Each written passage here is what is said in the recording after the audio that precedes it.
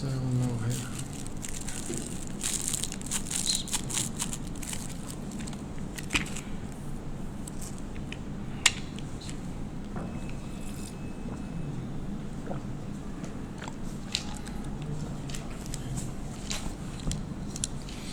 Bismillahirrahmanirrahim. Assalamualaikum warahmatullahi wabarakatuh. Innal hamdalillah nahmaduhu wa nasta'inuhu wa nastaghfiruh wa na'udzu billahi min shururi anfusina wa sayyiati a'malina man yahdihillahu fala mudilla lahu wa man yudlil fala hadiya lahu wa asyhadu an la ilaha illallah wahdahu la syarika lahu wa asyhadu anna Muhammadan 'abduhu wa rasuluh. Ya ayyuhalladzina amanu taqullaha haqqa tuqatih wa la tamutunna illa wa antum muslimun. Ya ayyuhan nasu taqu rabbakumul ladzi khalaqakum min nafsin wahidah wa khalaqa minha zawjaha wa batha minhuma rijalan katsiran wa nisaa'a wattaqullaha alladzi tasaaluna bihi wal arham innallaha kana 'alaikum raqiba. Ya ayyuhalladzina amanu taqullaha wa qulu qawlan sadida yuslih lakum a'malakum wa yaghfir lakum dhunubakum wa man yuti'illaha wa rasulahu faqad faza fawzan 'azima. Amma ba'du fa inna asdaqal hadithi kitabullah wa khairal hadyi hadyu Muhammadin sallallahu alaihi wasallam wa syarrul umuri muhdatsatuha wa kullu muhdatsatin bid'ah wa kullu bid'atin dhalalah wa kullu dhalalatin finnar. Bapak-bapak sekalian rahimakumullah, alhamdulillah kita bisa berkumpul untuk belajar bersama. Dan biasanya Selasa setelah maghrib kajian kita dari Fiqh Al-Wajiz, dan pada bulan April ini kita kajiannya pada hari Sabtu setelah asar, kita antara asar sampai menjelang maghrib gitu ya, ngaji itu. Dan tidak langsung setelah asar, jadi asar sholat di rumah nggak apa-apa. Rencananya sih jam 4, tapi tadi habis asar berangkat, gak pernah tahu perjalanan sore, ternyata gitu jalannya padat gitu ya. Dan karena saya ganti buku, batasnya lepas, tapi insya Allah sekarang kita babnya adalah bab bejana-bejana ya. Nah, babul aniyah, bab bejana-bejana. Yang dimaksud bejana adalah tempat yang biasa digunakan untuk tempat makan, digunakan untuk tempat makanan, digunakan untuk tempat minuman. Itu disebut dengan bejana. Adapun misalnya kayak kotak ditempati pakaian, itu tidak disebut bejana ya. Atau kayak kardus gitu tidak disebut dengan bejana. Bejana ya kayak toharo udah selesai, selesai toharo ya. Atau ini masih berkaitan dengan toharo ya. Kita butuh toharo, tapi yang terakhir itu berkaitan dengan istinja, udah selesai ya. Ini bejana, setelah itu melanjutkan toharo untuk sholat. Nah, jadi tempat untuk makanan, tempat untuk minuman itu disebut dengan bejana. Wa yajuzu isti'malul awani kulliha illa aniyatadz dzahabi wal fiddah. Segala macam bejana boleh dipakai oleh umat Islam kecuali yang terbuat dari emas dan perak. Jadi segala macam bejana boleh dipakai kecuali yang terbuat dari emas dan perak. Fa innahu yahrumul aklu wa syurbu fihima. Sesungguhnya bejana emas dan perak haram dipakai makan dan minum. Bejana yang terbuat dari emas dan perak haram dipakai untuk makan dan minum. Atau emas dan perak bahannya tidak boleh digunakan untuk tempat makan, tempat untuk minum. Tunasa iri al-istimal. Nah, kalau pembahasannya bejana emas dan perak tidak boleh dipakai untuk makan dan minum, boleh dipakai untuk yang lain. An Hudzaifah radhiyallahu anna Nabiy sallallahu alaihi wasallam qala la tashrabu fi aniyadil dhahabi wal fiddah. Rasulullah SAW bersabda, kalian jangan minum dengan bejana emas dan perak. Wala talbasul harira wad dibaj, dan jangan memakai pakaian sutra yang halus maupun yang kasar, yang tipis maupun yang tebal. Fa innaha lahum fid dunya, ini dipakai orang kafir di dunia, walakum fil akhirah, dan untuk kalian wahai orang yang beriman di akhirat. Orang kafir tidak ada ikatan dengan hukum Allah SWT karena mereka tidak beriman. Akhirnya mereka semaunya. Adapun orang yang beriman, bejana emas dan perak di dunia tidak boleh. Nanti di akhirat orang yang beriman akan diberi karunia oleh Allah bejananya dari emas dan perak. Intinya bahwa ini adalah larangan. Orang Islam tidak boleh makan minum menggunakan bejana yang terbuat dari emas dan perak. Wa an Ummi Salamah radhiyallahu anha anna Rasulullah sallallahu alaihi wasallam qala alladhi yashrabu fi ina'il fiddati innama yujarjiru fi badanihi nar jahannam. Yang minum dengan bejana perak, maka hukumannya nanti akan dididihkan di dalam perutnya api neraka jahanam. Menunjukkan bahwa ini adalah ancaman untuk orang yang melakukan perbuatan ini. Apa itu? Minum dari bejana perak. Disebutkan hanya perak, tapi ulama memberikan penjelasan kalau perak saja seperti ini, apalagi emas. Karena emas itu lebih hukumnya di dalam syariat, di dalam beberapa hal itu lebih daripada perak. Kalau emas saja, kalau perak aja tidak boleh, apalagi emas. Gitu. Rawahul Bukhari wa Muslim. Wali Muslim, dan di dalam Sahih Muslim menyebutkan emas juga. Gitu. Innalladzi ya'kulu aw yashrabu fi aniyatil fiddati wadh-dhahab. Sungguh orang yang makan, yang minum dari bejana perak dan emas akan didirikan neraka jahanam di dalam perutnya.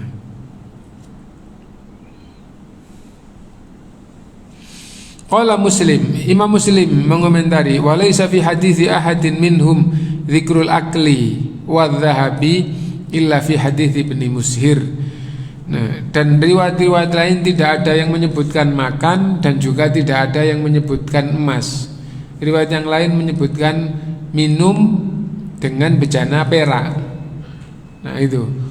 Nah, dan seandainya tidak ada riwayat yang menyebutkan makan dan tidak ada yang menyebutkan emas, maka ulama juga berpendapat apalagi makan, apalagi dengan emas, dengan bejana emas itu. Nah, itu seandainya hanya, kenapa? Karena ada fahmul aula di dalam Islam itu. Kalau babnya itu satu bab, terus ada tingkatan-tingkatan. Kalau yang rendah atau yang kecil hukumnya begini, apalagi yang besar. Kalau tidak sama ya lebih daripada itu. Kalau sama ya lebih pasti. Nah, lalu bagaimana kalau ada hadis seperti di dalam riwayat Ibnu Mushir dalam Sahih Muslim, yaitu mengatakan innalladzi ya'kulu aw yashrabu fi aniyatil fiddati wadh-dhahab. Itu. Qala Al-Albani, Imam Al-Albani berkata, fa hadhihi ziyadah syadzatun min jihadir riwayah. Dari sisi riwayat ini sendirian, masuk hadis-hadis yang banyak, ulama yang banyak tidak ada yang menyebutkan bab makan, tidak ada yang menyebutkan emas. Semuanya menyebutkan perak dan minum, gitu. Kecuali riwayat ini. Meskipun riwayatnya di sini itu hanya sendirian, gitu. Wa in kanat sahihatan fil makna min haitsu diraya, maknanya benar dari sisi pemahaman. li'anal akla wa dhahaba a'zamu wa akhtaru minasyurbi wal fiddati kama huwa zahir. Karena emas dibandingkan dengan perak, karena makan dibandingkan dengan minum, itu lebih punya nilai lebih. Emas lebih daripada perak, makan lebih daripada minum. Kalau minum aja tidak boleh, apalagi makan. Kalau dengan perak saja tidak boleh, apalagi dengan emas. Nah itu intinya, bahwa di dalam masalah bejana, orang Islam diharamkan menggunakan bejana emas dan perak. Lalu ada pembahasan yang tidak diangkat di sini. Pembahasan berikutnya, bagaimana kalau bejana itu dari emas dan perak tapi tidak dipakai untuk makan dan minum, digunakan untuk hiasan buffet. Ini poci emas, ini cangkir emas. Nah itu. Nah kebanyakan ulama mengatakan bahwa tidak haram. Yang haram itu hanya digunakan untuk makan dan minum. Kalau itu hanya untuk hiasan, tidak haram. Nah adapun yang mengatakan haram, kenapa? Karena itu membuka peluang. Ya kalau pocinya emas, kalau cangkirnya emas, kalau lepeknya emas, itu membuka pintu menggunakan bejana itu. Mungkin bukan dia, tapi anaknya, mungkin nanti keturunan berikutnya. Nah jadi kayak gitu. Nah itu yang ada kaitannya dengan masalah tohara, tapi tidak langsung gitu, bahwa tidak boleh digunakan bukan karena najis, tapi karena ada dalil khusus bahwa bejana emas dan perak orang Islam tidak boleh menggunakannya untuk makan dan minum. Berikutnya at-taharatu lis-shalah. Pembahasan berikutnya adalah bersuci untuk sholat. Ani bin Umar radhiyallahu anhuma qala sami'tu an-nabiyya sallallahu alaihi wasallam yaqulu la tuqbalu salatun bi ghairi tuhur. Aku mendengar Rasulullah sallallahu alaihi wasallam bersabda, tidak diterima sholat tanpa bersuci. Orang yang tidak suci tidak sah apabila dia melakukan sholat. Wa taharatu nau'ani, dan bersuci itu dengan dua hal, taharatun bil ma' wa taharatun bis sa'id, bersuci dengan air dan bersuci dengan permukaan bumi. Pembahasan awal at-taharatu bil ma', bersuci dengan air, yaitu wudu dan mandi. Wudu, tata cara wudu yang benar, tata cara wudu yang benar, yang sempurna, gabungan dari berbagai hadis, dan satu hadis yang paling lengkap dibandingkan dengan yang lain adalah hadis Humran Maula Utsman radhiyallahu anna Utsman bin Affan radhiyallahu an da'a bi wudu'in fatawadda. Humran ini dulunya budak lalu dimerdekakan oleh sahabat Utsman. Akhirnya disebut dengan Maula Utsman. Ia bercerita Utsman radhiyallahu an pernah memanggil saya dan memerintahkan agar saya datang membawa bejana wudu, bejana yang berisi air wudu. Fatawaddo'a, lalu Utsman radhiyallahu an berwudu. Utsman radhiyallahu an mengajari. Faghasala kaffaihi, lalu membasuh kedua tangannya. Salatsa marratin, 3 kali. Membasuh kedua tangan 3 kali sebelum membasuh muka sunnah, dan tidak pakai kanan dulu atau kiri dulu. Membasuh kedua tangan langsung, dan tangan di sini adalah sampai pergelangan. Ya, 3 kali. Tsumma madmadha wastanthara, lalu berkumur dan menghirup air ke hidung. Di sini tidak disebutkan berapa kali, tapi di hadis lain disebutkan juga. Tsumma ghasala wajhahu thalatha marratin, lalu membasuh wajahnya 3 kali. Membasuh wajahnya 3 kali. Tsumma ghasala yadahu al-yumna ilal mirfaqi thalatha marrat, lalu membasuh tangannya yang kanan sampai siku 3 kali. Tangan terus diarahkan ke siku, bukan keran terus siku dibantu. Nah, bukan gitu, tapi sunnahnya tangan terus diarahkan ke siku. Kalau melantur gini dari misalnya ini melantur di sini 3 kali, gitu ya. Atau begini terus dituangkan, ambil lagi. Intinya sunnahnya dari tangan dijalankan ke siku 3 kali. Tsumma ghasala yadahu al-yusra mithla dzalik, lalu tangannya yang kiri sampai siku juga 3 kali. Kanan kiri, kanan kiri, kanan kiri, bukan gitu, tapi kanannya 3 kali sampai selesai. Setelah itu yang kiri 3 kali sampai selesai. Itu. Tsumma masaha ra'sahu, lalu mengusap kepalanya.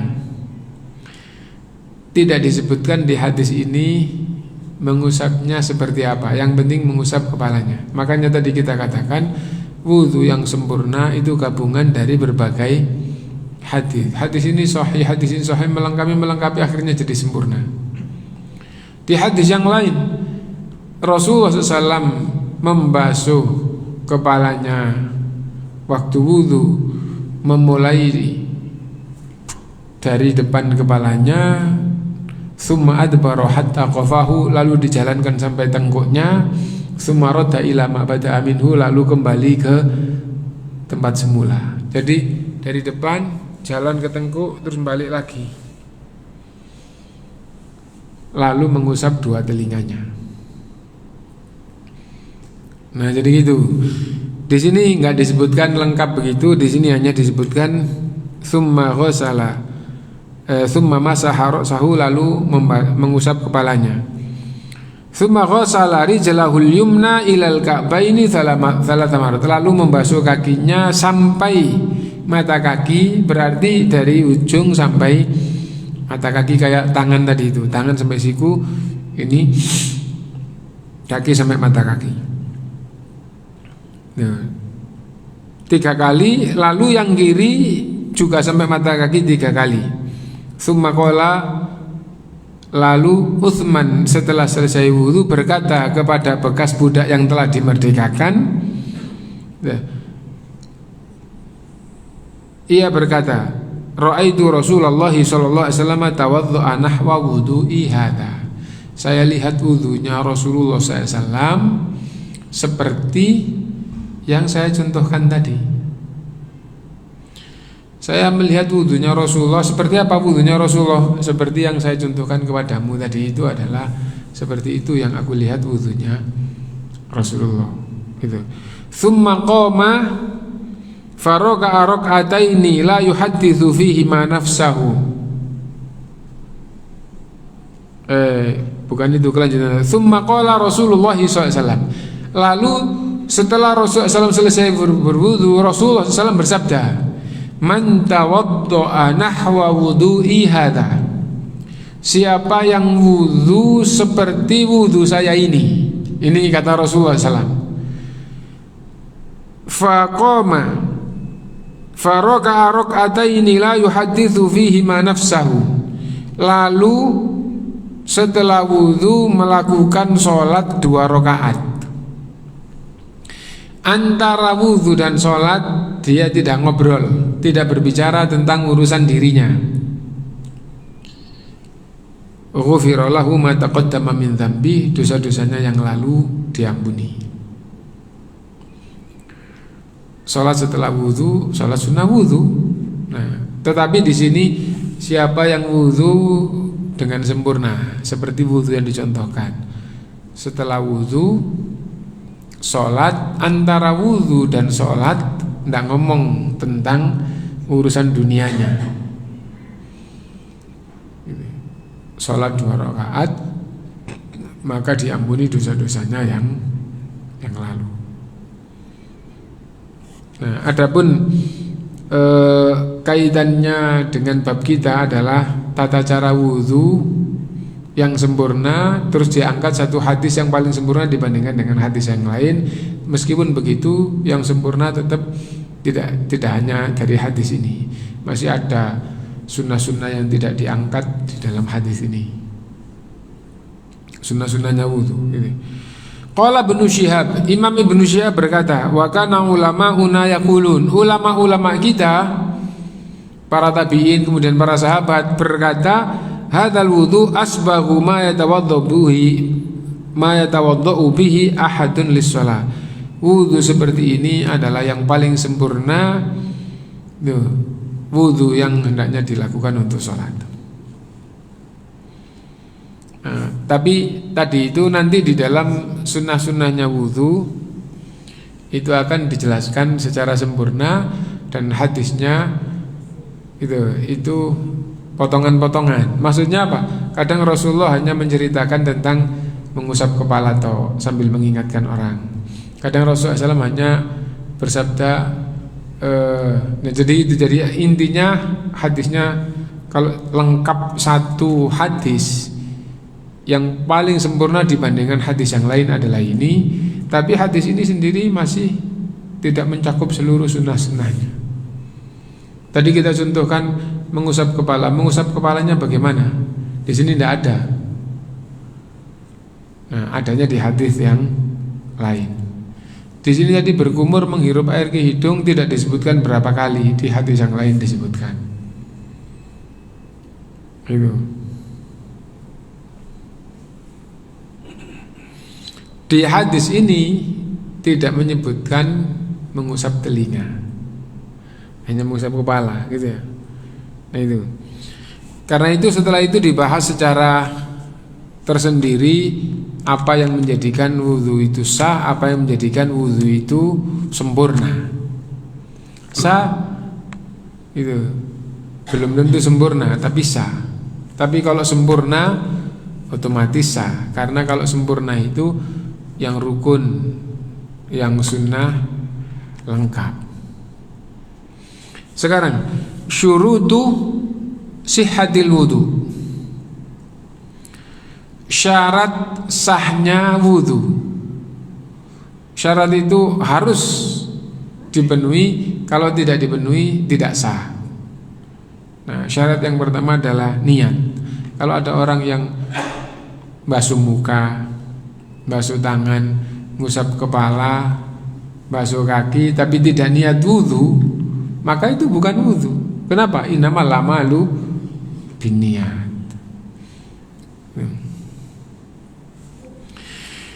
Wala yushra'u talaffudzu biha li'adami thubutihi 'anin nabi sallallahu alaihi wasallam, dan tidak ada syariat melafadzkan niat. Tidak ada syariat melafadzkan niat. Niat itu adalah kesengajaan hati tatkala beramal, tatkala berbuat. Berbuat dengan sengaja, lah sengaja itu namanya niat. Niat apa? Niat apapun. Niat apapun. Nah itu. Sampai diperhatikan, satu-satunya niat yang dilafadzkan itu adalah niat haji atau umrah di miqat. Bunyinya bagaimana? Labbaik Allahumma umratan, atau labbaik Allahumma hajjan, atau labbaik Allahumma hajjan wa umratan, atau diteruskan labbaik Allahumma umratan wa hajjan mutamatti'an, atau mukrinan atau mufridan. Haji itu ada 3 macam, haji tamattu, haji qiron, dan haji ifrad. Itu ulama menyebutkan niat. Meskipun begitu, ulama ahlu sunnah menjelaskan sahnya itu bukan di ucapannya, tapi sahnya itu adalah di dalam hatinya. Jadi waktu di mikot mulai itu maksudnya mulai itu nggak pakai dilafadzkan, tapi sadar ini mulai. Sesungguhnya itu sudah sah. Nah, adapun tuntunannya mengucapkan labbaik Allahumma, ya Allah, aku penuhi panggilanmu untuk umrah. Nah, itu disebut oleh ulama niat umrah atau niat haji. Dan niat umrah dan haji itu tuntunannya dikeraskan. Adapun sahnya itu tetap yang di dalam hati. Seandainya tidak pakai ngomong gitu sah. Nah itu. Nah,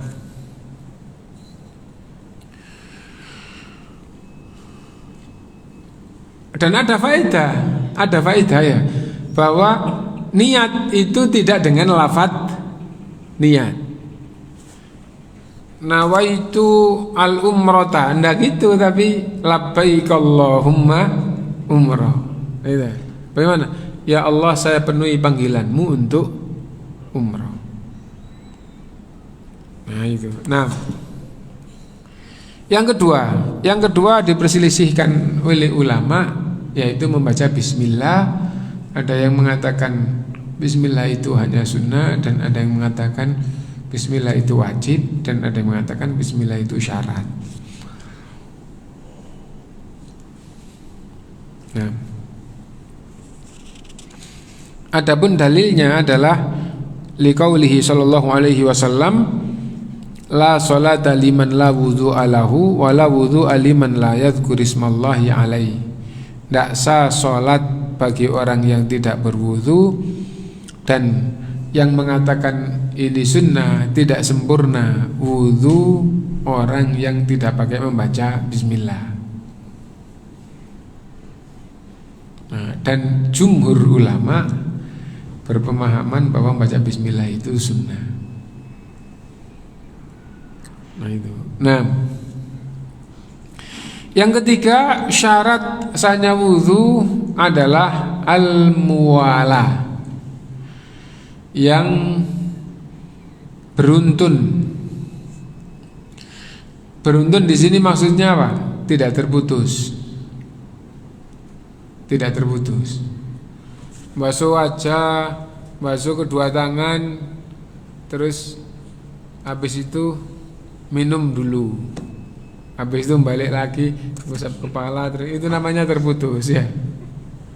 Nah itu. Patokan terputus bagaimana? Pembahasan yang paling gampang adalah terputus oleh al-ajnabi, oleh masalah lain yang tidak berkaitan dengan wudu.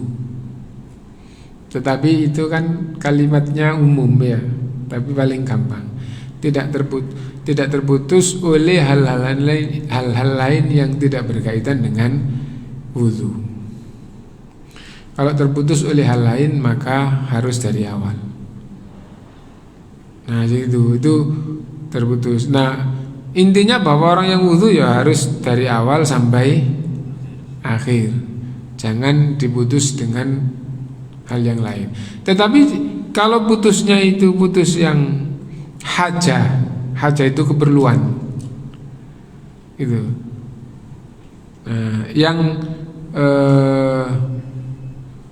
terputus oleh keperluan yang ringan, maka itu tidak apa-apa. Contoh itu ya. Habis wudu, waktu wudu terus gampangannya misalnya ada anak yang mau naik ke tempat wudu terus tidak bisa, terus dinaikkan atau diangkat terus tinggal terus, itu insya Allah tidak apa-apa. Nah jadi itu. Nah atau apabila ada kaitannya dengan wudu, misalnya apa? Misalnya ngambil air wudhu itu di sumur. Lah, embernya itu pecah. Akhirnya ngambil air itu sampai di atas itu tinggal dikit, nggak cukup, baru dipakai tangan, gumur habis ngambil lagi. Kalau dimulai dari awal lagi, nggak selesai nanti. Nah itu. Dan saya pernah menjumpai keadaan seperti ini. Loh, kok nggak ada yang enggak ini nggak tahu kenapa terus akhirnya pecah. Nah, sumurnya cukup dalam, halus kayak gini, terus pecah bawah sampai di atas itu hampir nggak ya paling tersisa nggak sampai segelas gitu ya. Nah, padahal itu berusaha dipercepat terus nanti dimiringkan gitu. Begitu penuh biur habis, tapi begitu nyampe terus dimiringkan dikit itu tersisa mungkin tidak segelas. Akhirnya wudhu dengan sedikit-sedikit pun itu butuh 2-3 kali. Ya tidak apa-apa, kenapa? Karena itu hajat, kalau nggak gitu nggak bisa. Itu intinya bahwa mualah berarti niat bismillah dan harus sambung.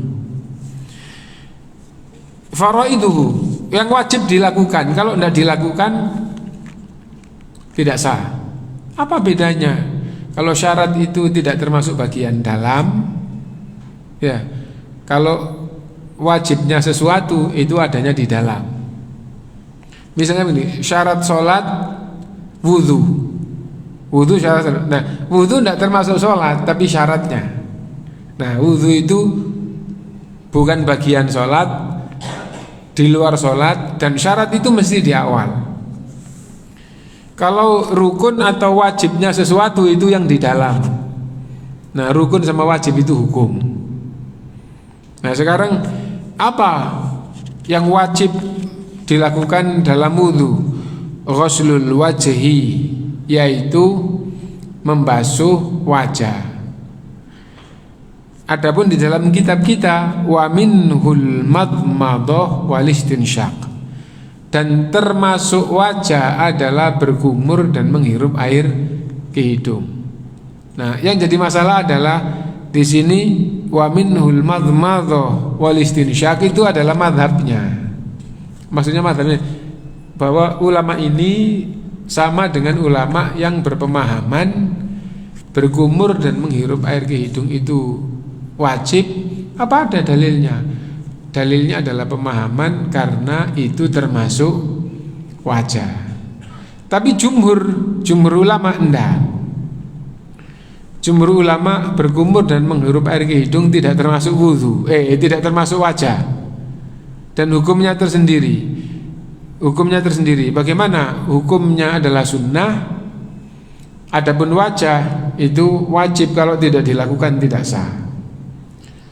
Nah, tanpa berkumur, tanpa menghirup air ke hidung sah menurut jumhur. Tapi menurut beberapa ulama termasuk Syekh Abdul Latif Al-Badawi itu. Adapun saya sendiri itu lebih mantap ikut jumhur dan mengetahui yang diangkat oleh ulama yang berpemahaman bahwa berkumur dan menghirup air ke hidung itu wajib termasuk wajah, itu ada dalil yang tidak cocok. Nanti akan kita lewati dalil itu ya. Intinya bahwa wajah ya. Berikutnya ghuslul yadaini ilal mirfaqain, yang wajib juga membasuh kedua tangan sampai siku. Kedua tangan sampai siku. Wajah, kedua tangan sampai siku gitu. Itu kalau di dalam kitab umum, kitab yang lain secara umum itu nomor 2 gitu. Yang nomor 3 mashur ra'si, mengusap kepala. Dan di dalam kitab kita di sini dikasih nomor juga wal udhunani minar ra'si, dan 2 telinga itu termasuk kepala, maka hukumnya juga wajib.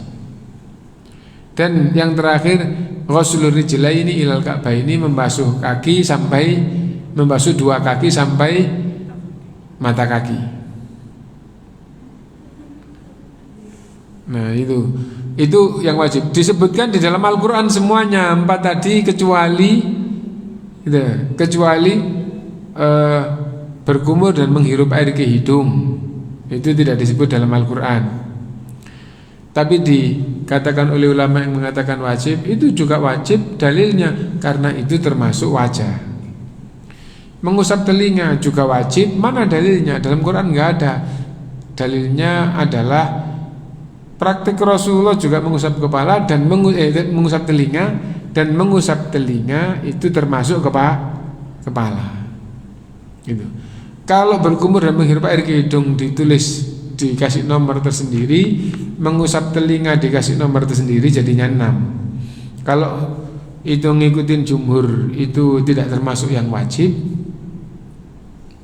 maka cuma 4. Wajah, 2 tangan sampai siku, mengusap kepala, membasuh 2 kaki.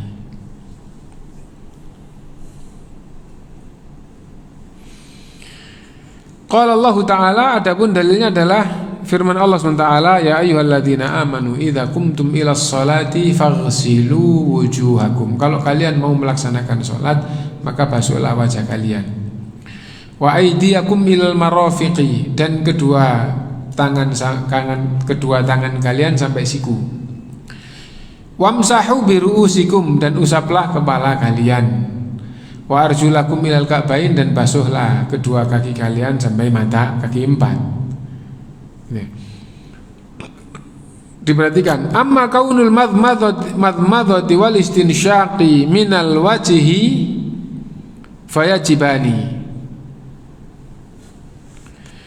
Adapun karena berkumur dan menghirup air ke hidung itu termasuk wajah, bagian wajah, maka dua-duanya wajib. Fali anna Allah subhanahu wa ta'ala qad amara fi kitabil azizi bi ghuslil wajhi. Allah telah memerintahkan dalam kitabnya membasuh wajah. Wa qad thabata mutawamadun nabi sallallahu ala dzalika fi kulli wudu. Dan di setiap wudu Nabi SAW selalu berkumur dan menghirup air ke hidung. Warawahu jami'u man rawa wudu'ahu sallallahu wa bayyana sifatahu. Dan semua yang meriwayatkan wudunya Nabi mesti juga meriwayatkan berkumur dan menghirup air ke hidung. Fa'afada dzalika anna ghuslal wajhil ma'muri bihi fil Qur'ani huwa ma'al madmadhah wal istinsyaq.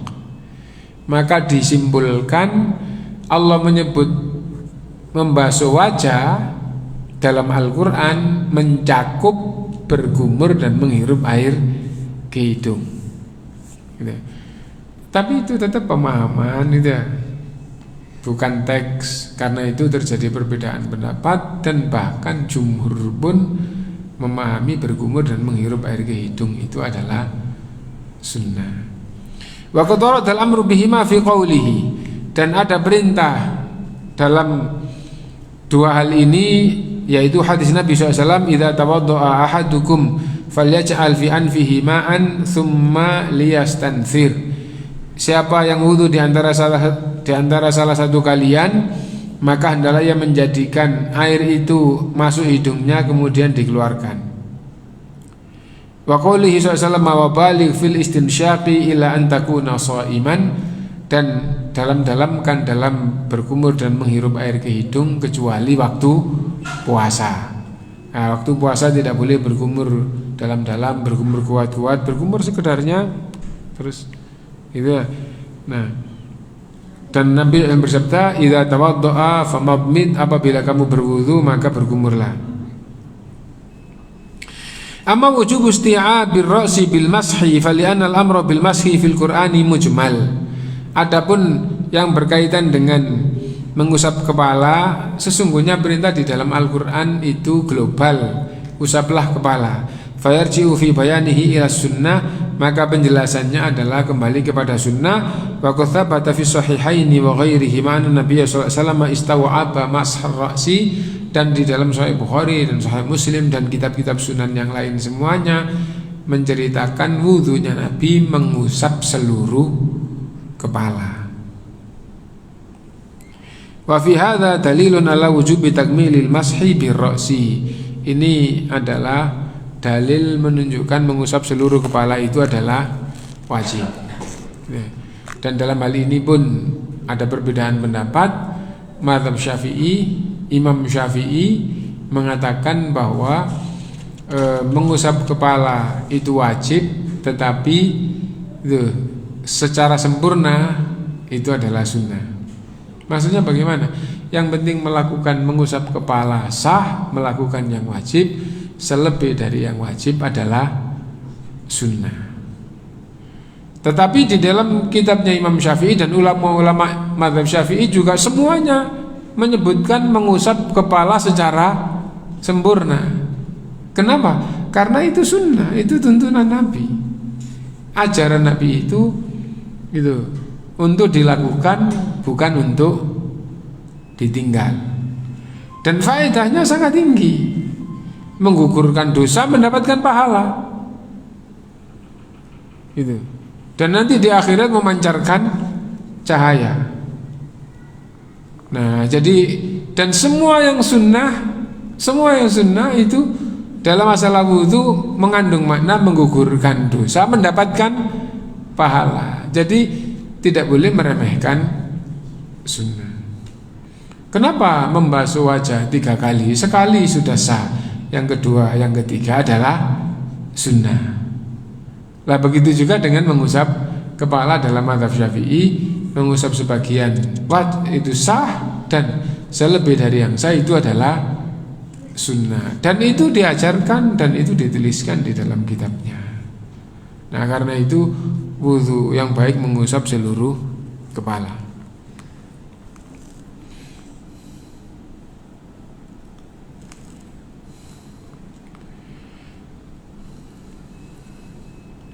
Wa an Amr bin Yahya al-Mazini an abihi anna rajulan qala li Abdullah bin Zaid. Seorang laki-laki berkata kepada Abdullah bin Zaid, wa huwa jaddu Amr bin Yahya, dan Abdullah bin Zaid adalah kakeknya Amr bin Yahya. Atastati'u an turiyani kaifa kana Rasulullah SAW yatawadda.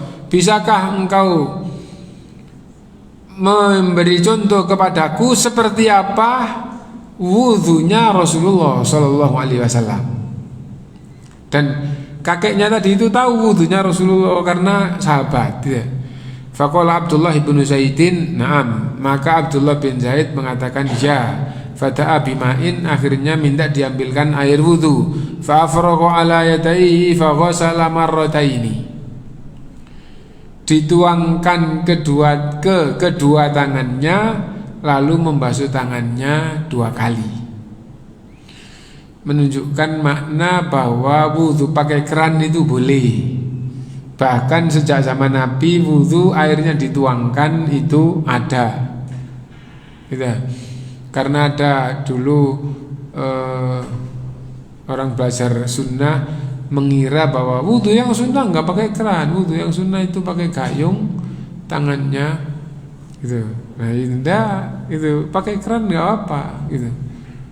Nah, summa madmadha wastanthara thalathan, lalu berkumur dan menghirup air ke hidung 3 kali. Nah, di hadisnya Utsman tadi nggak menyebutkan bilangannya. Di sini menyebutkan 3 kali. Tsumma ghassala wajhahu thalathan, lalu membasuh wajah 3 kali. Tsumma ghassala yadayhi marrataini ilal mirfaqaini, lalu membasuh kedua tangannya 2 kali.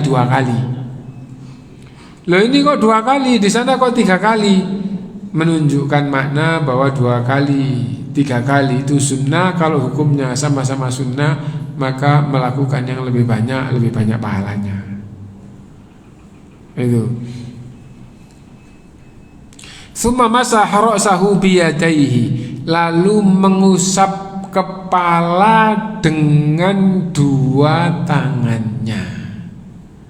Diperhatikan ya, mengusap kepala dengan 2 tangannya. Di hadis Utsman tadi itu nggak menyebutkan 2 kali mengusap kepala gitu saja. Di hadis ini mengusap kepala dengan 2 tangannya. Fa'aqbala bihima wa adbaro, bada'a bi muqaddami ra'sihi hatta dhahaba bihima ila qafahu. Kedua tangannya mengusap kepala, memulai dari depannya, dijalankan sampai tengkuknya. Tsumma raddahuma ilal makanil ladzi bada'a minhu. Lalu dikembalikan lagi, dijalankan kedua tangannya ke tempat permulaannya. Tsumma ghassala rijlaihi. Setelah itu membasuh kedua kakinya. Gitu toh ya. Di hadis ini nggak pakai sampai mata kaki. Saling melengkapi. Kalau dipakai hadis ini toh nanti juga banyak kekurangan. Kalau di hadis toh banyak kekurangan yang sunnah-sunnah. Nah, adapun yang wajib telah terpenuhi. Hadis ini menunjukkan bahwa mengusap kepala itu dengan dua tangan seluruh kepala. Fa in qila qad thabata min haditsil Mughirah anna Nabi sallallahu alaihi wasallam masaha bi nasiyatihi wa 'ala al-imamah. Kalau ada yang mengatakan hadis Mughirah, Rasulullah mengusap bagian depan lalu diteruskan di atas surbannya, maka jawabannya boleh yang pakai surban, tidak pakai dilepas. Waktu mengusap kepala di depan terus dijalankan di atas surbannya.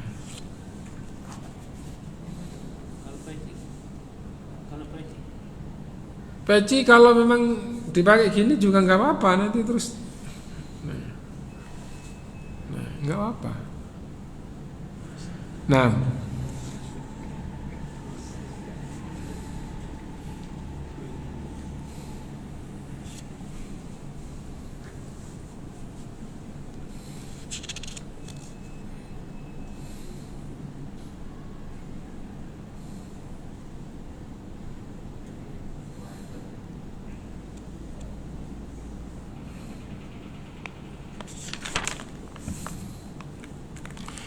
berikutnya tahlilul lihyah.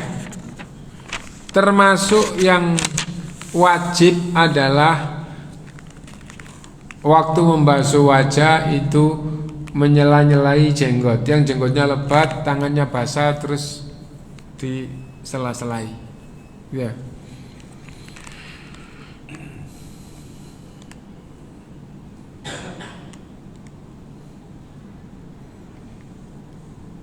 Dan termasuk yang wajib adalah menyela-nyelai jari. Ya. Nah, adapun yang mengatakan wajib di dalam bab menyela-nyelai jari, bahkan di samping itu juga semua anggota wudhu itu yang berkaitan dengan disiram itu juga harus diusap dengan tangannya, digosok dengan tangannya, itu mazhab Maliki. Kenapa? Karena untuk menghilangkan kemungkinan air itu tidak masuk ke dalam kulit. Jadi dengan pemahaman banyak orang menyiram tangannya, airnya berlalu masih ada sebagian yang kering, ya. Padahal waktu disiram semua. Berarti airnya itu tidak nempel. Mazhab Maliki wajib membasuh wajah itu sambil tangannya digosok, membasuh tangan, membasuh, hadisnya itu membasuh itu menyiram. Tapi di mazhab Maliki wajib sambil digosok. Wajib, termasuk wajib menyela-nyelai jari. Kenapa? Disiram bisa jadi nanti di sela-selanya, apalagi jari kaki, apalagi orang tertentu itu jarinya rapat. Jadi harus tangan basah disela-selai, digosok supaya air itu ke kulitnya. Nah, jadi itu. Nah, adapun jumhur ulama itu tidak menyebutkan caranya, tapi mewajibkan kenanya. Tidak harus digosok, yang penting kena air. Dan apabila setelah wudhu diketahui ada kering di anggota wudhu yang wajib, maka wudhunya tidak sah, harus mengulang. Sudah wudhu, sudah lah, misalnya di tangan atau di kaki yang wajib itu atau di pipi itu ada kering mengkilat, yang kalau kena air enggak kayak gitu. Nah itu berarti waktu air disiramkan itu bahasa Jawanya kalis gitu ya. Nggak tahu bahasa Indonesianya apa. Nah, jadi air itu tidak nempel di kulit. Nah, itu semua mazhab, semua ulama mengatakan wudunya tidak sah jika diketahui. Jika diketahui wudunya tidak sah, bahkan sholat yang sudah dilakukan harus diulang. Lah kalau wudunya tidak sah, sholatnya juga tidak sah. Nah jadi itu. Nah apabila diketahui, apabila tidak diketahui ya sesungguhnya dia sudah wudu, kan gitu. Kan tidak ketahuan. Nah itu, nah dari situ akhirnya madzhab Maliki itu mengatakan wudu itu wajib sambil digosok, menyiramkan air itu sambil digosok. Nah adapun madzhab yang lain, nah menggosoknya itu adalah teknis gitu ya. Yang penting itu adalah substansi, bahasanya mungkin sekarang gitu ya. Yang penting kena gitu. Nah adapun apabila tidak kena, semua madzhab mau Maliki itu karena nggak digosok, ya karena nggak digosok, karena nggak kena gitu ya. Nah madzhab yang lain itu bukan masalah gosoknya, tapi karena nggak kenanya.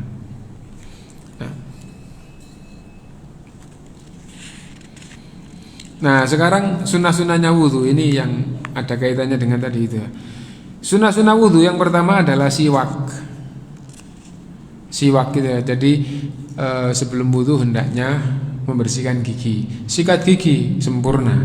Maksudnya siwak yang paling sempurna adalah dengan sikat gigi. Tapi kalau perintah siwak itu diterjemahkan sikat gigi, nanti umat ini tidak mampu. Kenapa? Mau baca Quran diperintah siwak, selesai baca Quran diperintah siwak gitu. Setelah sholat 2 rakaat salam, mau sholat lagi diperintah siwak. Lah kalau terawih setiap salam mau sholat diperintah, mau sholat diperintah siwak. Lah kalau sikat gigi ya gak mampu kan gitu. Nah siwak itu apa? Yang penting gosok gigi atau membersihkan gigi. Nah, yang paling gampang ya dengan kayu siwak.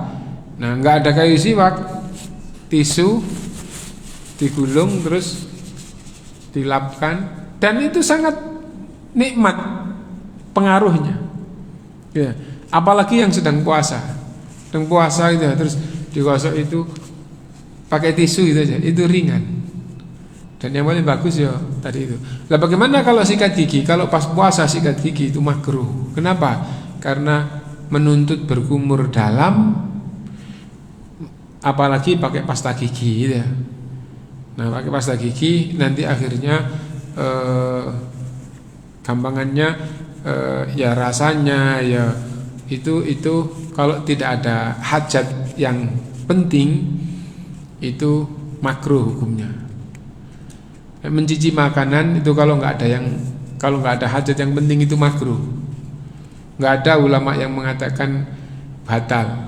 Tapi bagaimana kalau kita tidak ada hajat dengan masalah, bukan koki, bukan ibu yang masak, terus ada masakan di meja, terus diludahkan, kan kamu puasa tanda le puasa kan cuman kepingin tahu asin atau enggak, kan enggak apa-apa gitu. Nah itu makruh gitu, dan merendahkan nilai puasa. Nah, sikat gigi pakai pasta gigi juga kayak gitu. Nah, yang kedua, ghuslul kafaini thalathan, membasuh kedua tangan di awal sebelum wajah, di awal itu 3 kali, itu sunnah. Yang ketiga, al-jam'u bainal madmadha wal istinsyak, sekali ngambil air untuk bersama-sama menghirup air, untuk berkumur dan menghirup air ke hidung, itu sunnah. Jadi berkumur dan menghirup air ke hidung bersamaan 3 kali, itu sunnah. Itu. Berkumur 3 kali, setelah itu menghirup air ke hidung 3 kali, boleh apa enggak boleh, tapi yang lebih sempurna adalah membersamakan. Jadi sekali kumur dan menghirup ke hidung, nah, dan 2 kali 3 kali. Yang ketiga, mubalaghah fihi,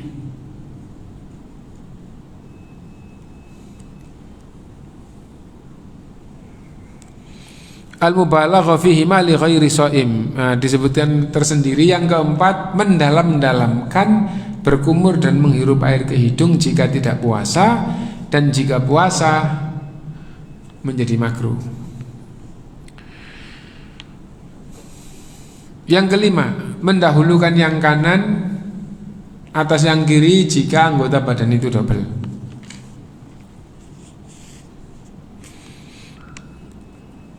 Yang keenam, adal, menggosok kayak tadi. Jadi membasuh tangan sambil digosok. Itu adalah sunnah di sini. Yang ketujuh, tathlithul ghusli, mengulang 3 kali.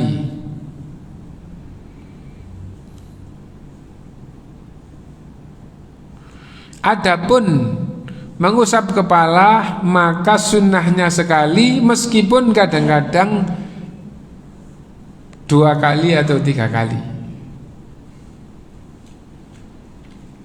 Yang kedelapan, tartib, berurutan.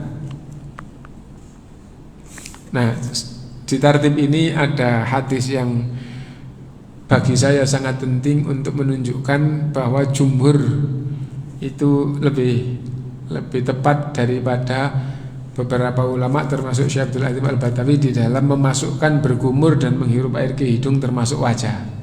Ya, jumhur mengatakan berkumur dan menghirup air ke hidung itu sunnah, itu tidak bagian dari bab membasuh wajah. Tapi di antara ulama mengatakan berkumur dan menghirup air ke hidung itu wajib. Kenapa? Karena itu termasuk wajah dan wajah itu wajib. Nah, sekarang kita baca hadisnya.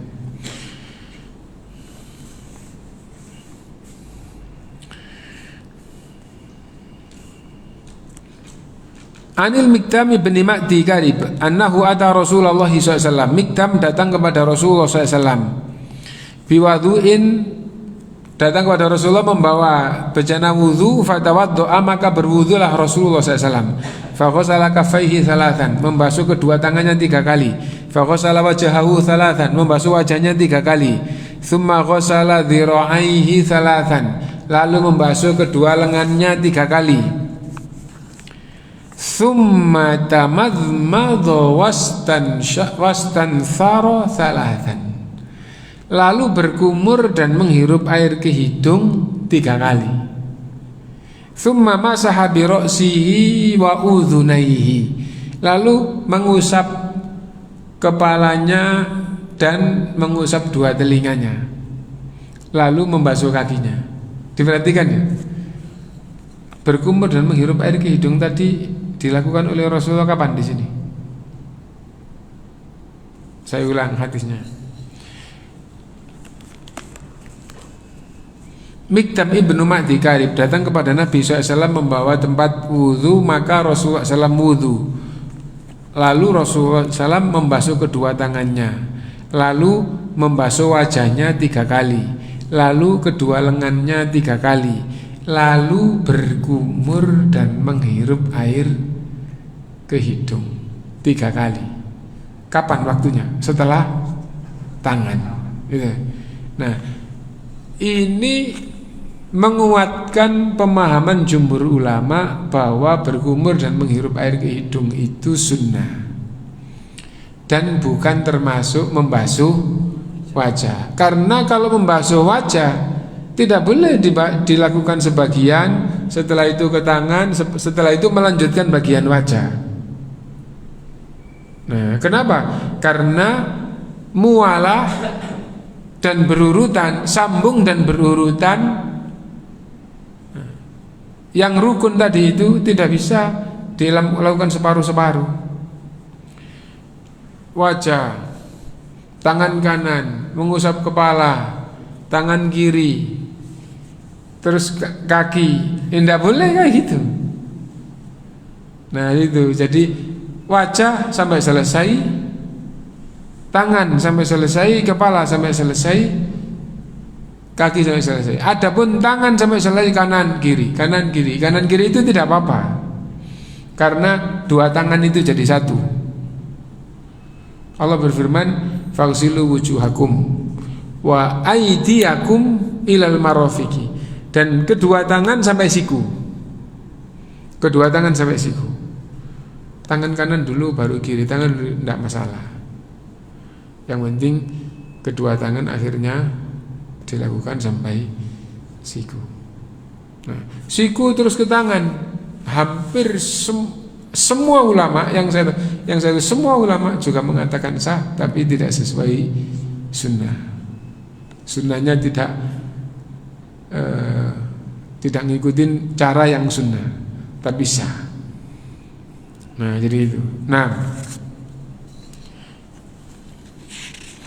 kemudian doa dan termasuk sunnah, dan itu yang penutup adalah sholat sunnah wudu. Mungkin itu yang bisa kita baca, dan masih ada beberapa waktu untuk menunggu maghrib.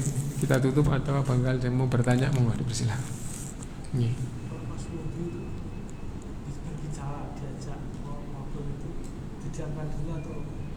Didiamkan dulu. Ya, didiamkan. Jadi tidak membatalkan wudu, tapi makruh atau tidak baik wudu sambil bicara. Bahkan Rasulullah SAW menjawab salam itu setelah selesai wudu. Menjawab orang yang bersin setelah selesai wudu. Nah, dan boleh, maksudnya tidak membatalkan dan tidak merusak wudu apabila sambil berbicara. Bahkan sambil berbicara urusan dunia, sambil oh enggak ikut saya, tapi wudunya jalan, itu sah wudunya. Nah, tapi wudu itu ibadah, gitu ya. Hendaknya melakukan ibadah ini betul-betul jiwanya menghadap kepada Allah. Kenapa? Karena itu ada orang yang wudu, dapatnya itu hanya maksudnya wudu, terus ketika dikorek dari dirinya, meskipun pahala itu dari Allah ya, tapi seolah-olah dapatnya itu adalah alhamdulillah sudah wudu. Dan ada orang yang maksudnya begini, misalnya 3 orang yang dicontohkan oleh Syekh Utsaimin, duduk beberapa orang, lalu dengar adzan, 3-tiganya belum punya wudu. Yang satu wudu, kenapa kok wudu? Karena mau sholat belum punya wudu. Itu tok hatinya ya. Mau sholat belum punya wudu, akhirnya wudu. Yang satu datang ke wudu, kenapa? Ya karena mau sholat belum punya wudu, tapi sambil wudu dia ingat bahwa wudu ini menggugurkan dosa. Akhirnya sambil wudu, sebagaimana hadis Rasulullah, siapa di antara kalian yang wudu lalu membasuh kedua tangannya, gugur dosa-dosa dari kedua tangannya sampai yang di balik kuku-kukunya, lalu membasuh wajahnya, maka gugur dosa-dosa dari wajahnya sampai yang di balik kelopak matanya. Lalu kalau ia mengusap kepalanya, gugur dosa-dosa yang ada di kepalanya. Lalu kalau membasuh kakinya, gugur dosa-dosa dari kakinya sampai yang dibalik kuku kaki-kakinya. Itu hadis Rasulullah. Ini orang yang kedua sambil wudu, kenapa? Belum mau sholat, belum punya wudu, tapi sambil wudu gitu. Yang ketiga, wudu juga kayak yang kedua, berharap berguguran dosa kepada Allah dan berharap dibangkitkan oleh Allah dengan memancarkan cahaya. Karena Rasulullah SAW bersabda, ummati yub'atsu yaumal qiyamati ghurran muhajjalina min atharil wudu. Umatku akan dibangkitkan di hari kiamat memancarkan cahaya pengaruh wudu, dan apabila dibangkit memancarkan cahaya pasti dia masuk golongan orang yang bahagia. Akhirnya sambil wudu penuh harap agar bersih atau berguguran dosanya dan nanti dibangkitkan memancarkan cahaya. Sungguh beda dengan orang yang kedua, apalagi dengan orang yang pertama. Dan ada orang yang wudu lagi itu di samping seperti orang yang ketiga, juga betul-betul wudunya itu mengikuti sesempurna mungkin seperti tuntunan Rasulullah SAW. Dan sungguh antara yang pertama, yang kedua, yang ketiga, dan yang keempat itu di hadapan Allah berbeda. Dan begitulah semua ibadah. Nah jadi itu. Nah mungkin sudah mepet ya, kita akhiri. Oke, terakhir dengan singkat. Dalam berwudu itu diiringi dengan berdoa. Ya, setiap kali gerakan kan jangan gerakan itu berdoa lagi Allah sempurnakan segala kekuranganku. Jadi setiap kali gerakan berwudu itu diiringi dengan berdoa. Yang pertama, kedua, setelah berwudu kita sempurna misalnya. Setelah itu menuju sholat, tapi menuju sholat ini sambil ngobrol yang bukan ke arah sholat. Jadi sambil amalan wudhu berdoa. Apabila doanya itu tetap basuh wajah pertama doanya begini, ya, basuh tangan doanya begini, mengusap kepala doanya begini, itu tidak boleh. Kenapa tidak boleh? Itu dijelaskan oleh ulama, itu namanya mengada-ada di dalam agama. Adapun orang itu ingin berdoa akhirnya sambil wudhu berdoa, itu tidak apa-apa. Karena jiwanya misalnya kepingin agar orang tuanya sembuh, misalnya kepingin, nah itu sambil wudhu tidak apa-apa, sambil berdoa kayak gitu. Dan yang terakhir, kalau setelah wudhu mau sholat ngobrol urusan dunia ini bagaimana? Tidak membatalkan wudhu, tapi kalau sholat sunnah wudhu ngobrol sambil jalan terus sholat sunnah, maka diampuni dosa-dosanya yang lalu. Itu syaratnya antara wudhu dan sholat sunnah. Wudhu itu tidak ngobrol urusan dunia. Wallahu a'lam. Subhanakallahumma bihamdika asyhadu an la ilaha illa anta astaghfiruka wa atubu ilaik. Walhamdulillahirabbil alamin. Assalamualaikum warahmatullahi wabarakatuh.